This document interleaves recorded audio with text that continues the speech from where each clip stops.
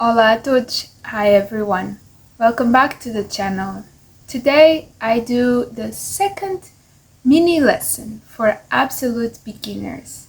So if you haven't watched my first one, please go ahead and take a look first before you move into the second mini class.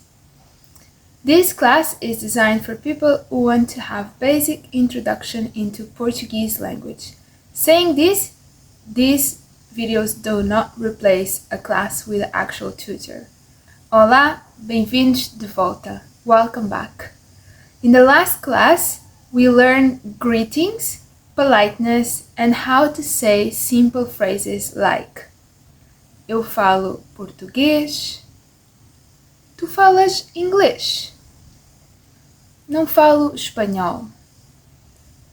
Today, we are going to talk about ourselves, like your name, origin, and age. Did you remember these sentences? Eu falo português. Tu falas inglês. Não falo espanhol. If you don't remember these sentences, there is something very important to highlight these that I consider to be the base of Portuguese. First, a lot of times the grammatical structure of a statement can be exactly the same grammatically structure of a question. Saying this, making the intonation of a question is really important and key to be understood. In the sentence, eu falo português. This is a statement. Tu falas inglês. This is a question.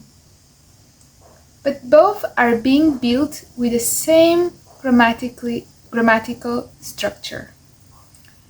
This is the equivalent to English to say statement. I am Portuguese. Question. I am Portuguese? See how I say exactly the same way, and the only thing that changes is this last tone of Portuguese? This is a very key note to know when you are making questions.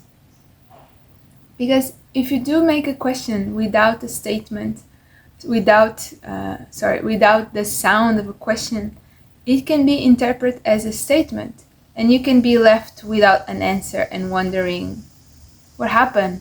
The other person will be just like, oh, okay, it's a statement. In reality, you wanted to make a question.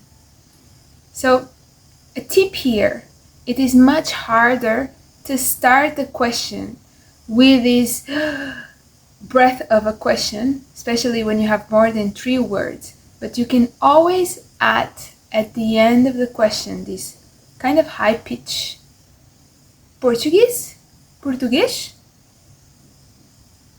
And that makes it itself a question. But today our class is about introducing yourself and the basics of it.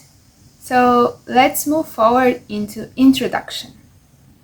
For the introduction, I want to highlight the verb chamar-se. Chamar-se means literally to be called. This is the common verb that we use to say my name is. So even though you can directly say my name is, it's not so common, and the most common way is to use the verb chamar-se. Verb chamar-se is reflexive. That's why we have se, chamar-se. This se is the reflexive that changes according different pronouns. For example, eu chamo-me, tu chamas-te, ele chama-se. To ask someone's name, como te chamas? To answer, eu chamo-me Sofia. E tu? So let's repeat slowly, then at the normal speed. Como te chamas? Chamo-me Sofia. E tu? Now try to insert your name into this statement. Como te chamas? Eu chamo-me. A lot of people will ask, what is the reflexive? Actually translated to, I call myself Sofia. You call yourself João. He call himself Miguel.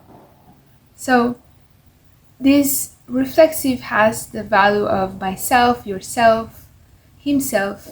And I think to start, this is where you take the meaning of reflexive. Of course, as you go through your journey, you can go deeper, it can get a little bit more complex, but I always say, don't worry so much with reflexives at the beginning of your learning.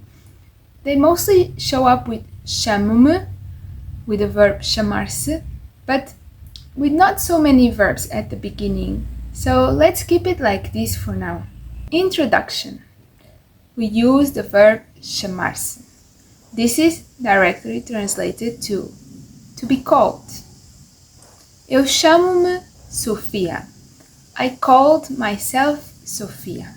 This is the most common way that a Portuguese will introduce him or herself. But not only how it will introduce themselves, but also how they will ask you, what's your name? Yeah. As you can answer different things like I am Sofia, my name is Sofia, I'm called Sofia, the question is very often just one way. Como te chamas? I find it very important to take some time at the beginning of your study to learn the verb chamar-se. Let's repeat again. Como te chamas? Eu chamo-me. Let me know in the comment box below if there is any questions or something that seems a little bit more dubious for you about this matter. And we move forward to where are you from? So where are we from? We use the verb ser. Ser is a verb that can be translated to be. So to say where you're from, we use the verb ser plus de. De is the equivalent of saying from. De is a word that also has different meanings, but for now it means from. So, de onde és? Where are you from? Sou de Portugal. I am from Portugal. Sou do Brasil. I am from Brazil. Sou da Alemanha. I am from Germany. Let's do it again. Pergunta, question. De onde és? Where are you from? Sou de Portugal. I am from Portugal. Sou do Brasil. I am from Brazil. Sou da Alemanha. I am from Germany. Here we have de Portugal, do Brasil, and da Alemanha. So different countries have different genders. As we learned before, Portuguese is pretty much feminine and masculine. So we have the base word, de. And what happens when we say do or da is a contraction. let's say Brazil is o Brasil. We do not say de o Brasil because these two small words, de and o, they contract into one, do. That's why we say eu sou do Brasil. For Germany, Alemanha. It's a feminine word, a Alemanha. Eu sou de a Alemanha. Again, these two words are not separate, they contract into one. De Alemanha. You will find in other moments as well prepositions contracting with articles and so on. From the base, you have two single words or letters that contract. The base is de, but then when added the article o, masculine, becomes do. The base is de, but then when added the article a, it becomes da. That's why we have do Brasil, da Alemanha. As we have seen before, most of the nouns are either feminine or masculine. This happens for countries, this happens for objects, animals, people. We always going between u or a, feminine or masculine.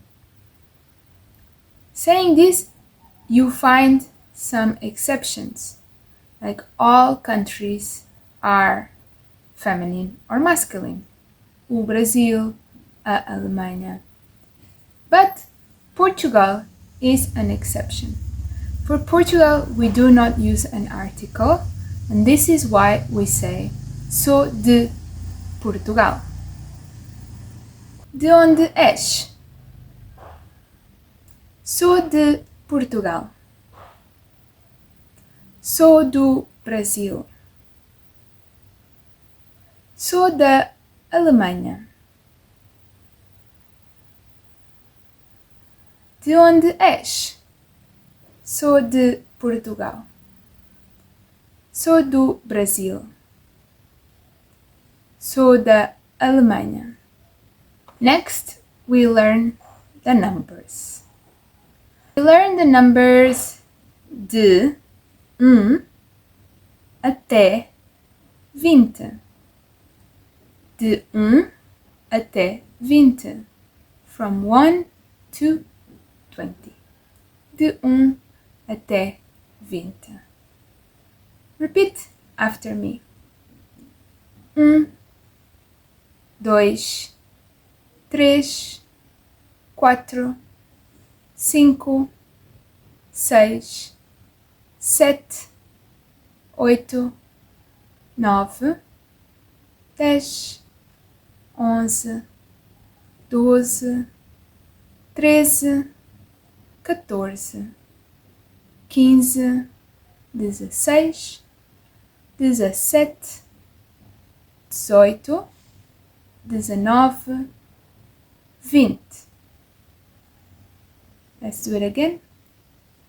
1, 2, 3, 4, 5, 6, 7, 8, 9, 10, 11, 12, 13, 14, 15, 16, 17, 18, 19, 20.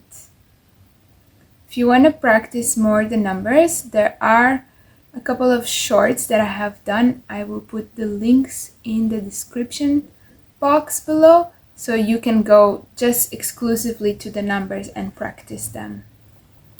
Numbers, like a lot of other words, they will stay with you by repetition. I always recommend you can watch videos, look at flashcards, expose yourself as much as possible to repetition. This is one of the key ways for your brain to retain this information. Saying this, we go from numbers to age, idade. How do you say I am something something years old? In Portuguese, the first thing you need to learn is we do not say I am, we say I have. We are using the verb ter. The verb ter to say how old we are. I have this amount of years. It's more considered as an external thing. Same you can apply, for example, for how much you weigh.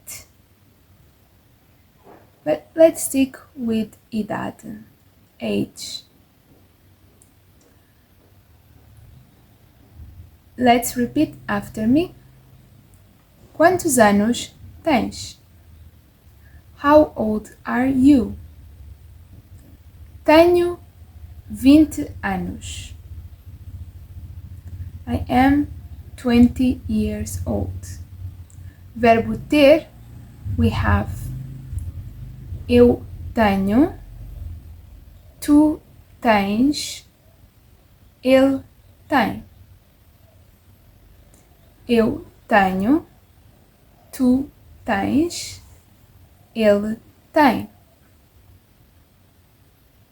Eu tenho, I have, tu tens, you have, ele tem. He has. Repeat after me. Tenho 18 anos. Tenho 12 anos. Tenho 7 anos. Quick tip in Portuguese, we have ears. We don't be them. That's why I say tenho 20 anos. Quantos anos tens? Ou quantos anos tu tens? Eu tenho 20 anos. The fact that I'm silencing the personal pronoun in the question and in the answer doesn't mean that is always how you have to do. In Portuguese, there is not so much of a rule on either you have to say the personal pronoun or not. And a lot of the times we will silence them. Why? Because each verb has such a unique conjugation that I know by listening the conjugation of the verb of which personal pronoun I'm talking. So it's very much the same to say quantos anos tu tens versus quantos anos tens. A lot of times Portuguese people will actually silence the personal pronoun just for being practical, fast, and just more fluid in the conversation. You can keep them if it helps you in your journey, but overall, as you go through, especially conversational, you need to be prepared that sometimes Portuguese people will silence them. We look at the list of conjugations and we have eu tenho, tu tens, ele tem. See how each personal pronoun has such a unique conjugation that is not alike the other. When I say tenho, I know that I'm talking about eu tenho. When I say tens, I know that I'm talking about tu tens. And when I say tem, I know that I'm either talking about he or she, and we will understand by the context to who I'm actually talking about. For the age, I also have a couple of shorts that are just focused on age, again, that I will add in the description box below in case you want to zoom out from this video and be more focused in just this topic. So feel free to go in the description box below and click into the link or find the video that I am talking about for specific practice of idade and the verb ter. Let's keep going, and now we are building a mini dialogue, mini diálogo. Olá, como te chamas? Chamo-me Maria. E tu? Sou o João. De onde és? Sou da França. E tu? Sou do Brasil. Quantos anos tens? Tenho 22 anos. Let's try again. Olá, como te chamas? Chamo-me Maria. E tu? Sou o João. De onde és? Sou de França. E tu? Sou do Brasil. Quantos anos tens? Tenho 25 anos. Let's do a quick recap now. Recap some key points. So first we learn how to introduce ourselves using the verb chamar. For example, chamo-me Sofia. Como te chamas? Chamo-me Sofia. Saying where you are from. Sou de Portugal. Sou da França. Sou do Brasil. Saying the age. Tenho 10 anos. Tenho 22 anos. And saying the numbers. 2, 3, 4, 5, 6, 7, 8, 9, 10, 11, 12, 13, 14, 15, 16, 17, 18, 19, 20. And asking, como te chamas? De onde és? Quantos anos tens? I will suggest you for your homework or some practice, write a short paragraph about yourself and include name, country, and age. Practice saying it out loud once a day and download some of the free flashcards that I am offering you to practice numbers, verbs, or some other vocabulary. If you want extra help or you feel you're ready to do the next jump in your Portuguese learning, feel free to reach me out either to join conversational classes or join private one-on-ones or even to sign up for my upcoming courses. I hope this helped and I see you soon. Até já!